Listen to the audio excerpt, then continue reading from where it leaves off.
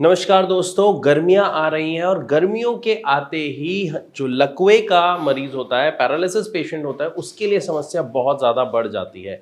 तो ऐसी कौन सी चीज़ें हैं जिनका ध्यान एक केयर टेकर को, यानी लकवे का जो मरीज है उसके घर वालों को, उसके केयर टेकर को, उसके फिजियोथेरेपिस्ट को, जो भी उसका ध्यान रखता है उसको ज़रूर रखना चाहिए। आज की इस वीडियो में हम वही बात करेंगे, क्योंकि एक पैरालिसिस पेशेंट के साथ सबसे बड़ी समस्या क्या होती है, लकवे की वजह से उसका डाइजेशन स्लो हो जाता है, उसकी रिकवरी स्लो हो जाती है और ऐसे में अगर उन्हें कोई भी समस्या होती है तो उसका ठीक होना बहुत ही मुश्किल होता है, जिसकी वजह से उनकी तकलीफ काफ़ी ज़्यादा बढ़ सकती है। तो सबसे पहले अगर हम बात कर लेते हैं, गर्मियों के आते ही सबसे ज़्यादा क्या दिक्कत आती है, पसीने की, स्वेटिंग की। तो हमें यहाँ पर क्या ध्यान रखना है कि जो हमारा जो पेशेंट है, अगर वो स्टार्टिंग लेवल पे है, यानी जब पेशेंट ऑल द टाइम या लगभग ज़्यादातर टाइम वो लेटा रहता है या उन्हें किसी सपोर्ट से बिठाया जाता है, वो प्रॉपर मूव नहीं कर पाते हैं, तो उस वक्त आपको पेशेंट को, अगर वो लेटे रहते हैं, तो टाइम टू टाइम करवट दिलानी है।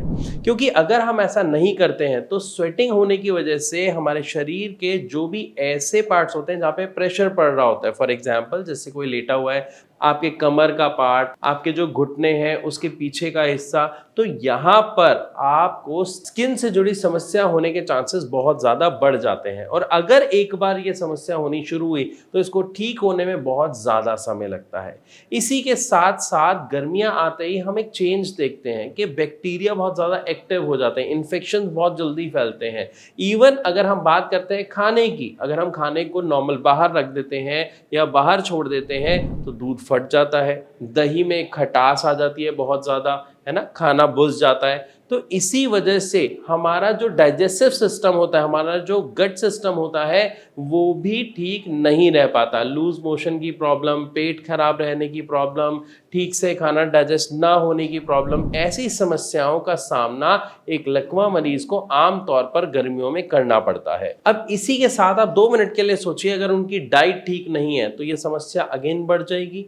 और अगर इसके साथ थोड़ा सा ध्यान हमने नहीं रखा, उनको किसी तरीके की समस्या हो जाती है तो रिकवरी भी स्लो हो जाती है, क्योंकि डाइजेशन भी ठीक से नहीं हो रहा, खाया पिया भी ठीक से नहीं जा रहा, तो रिकवरी कैसे होगी। इसीलिए बहुत ज़्यादा उनका ध्यान रखना ज़रूरी है। एक लकवे पेशेंट की बॉडी को ड्राई रखना बहुत ज़रूरी है।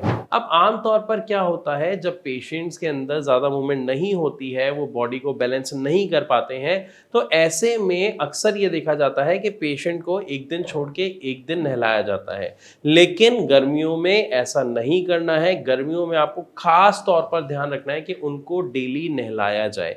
आप एक व्यक्ति या 2 व्यक्ति की हेल्प ले सकते हैं, लेकिन उन्हें रेगुलर ज़रूर नहलाएं। अगर किसी कारणवश के कोई साथ में नहीं है पकड़ने के लिए, बिठाने के लिए, हेल्प के लिए, तो अगर आप रेगुलर नहीं नहला सकते तो एटलीस्ट आप उनकी बॉडी को अच्छे से स्पॉन्ज करें, यानी गीले कपड़े से प्रॉपर तरीके से साफ करें।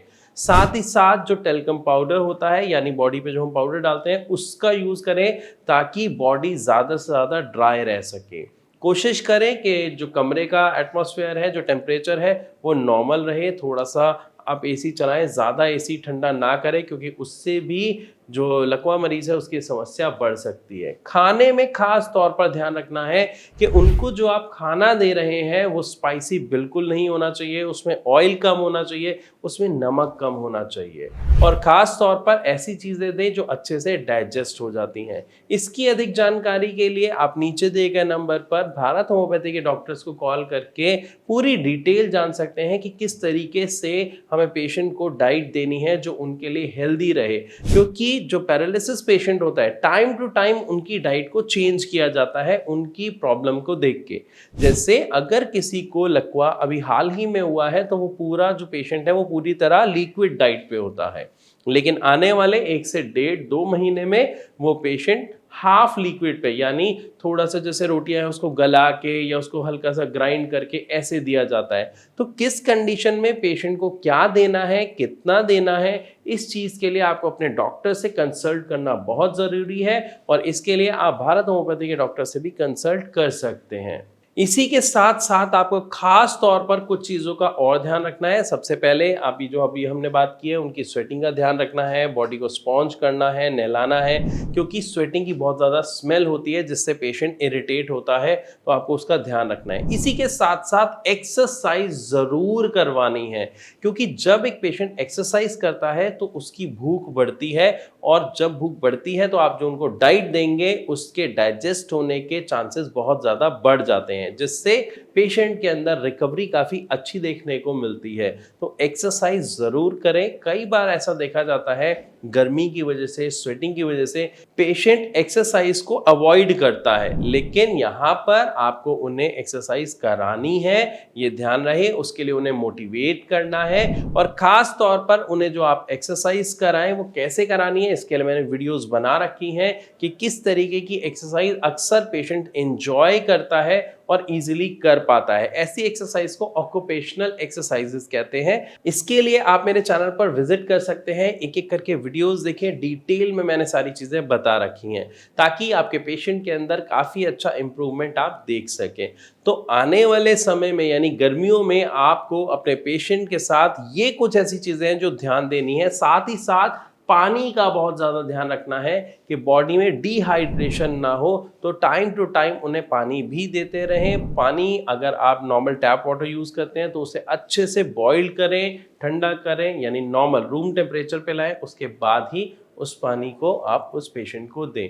तो इन चीज़ों का आप खास तौर पर ख्याल रखें। और अधिक किसी तरीके की अगर आपको जानकारी चाहिए तो आप अपना सवाल कमेंट के द्वारा हम तक पहुंचा सकते हैं, या फिर आप डायरेक्ट नीचे दिए गए नंबर पर कॉल करके भारत होम्योपैथी के डॉक्टर्स से बात कर सकते हैं और अपनी समस्या का समाधान जान सकते हैं।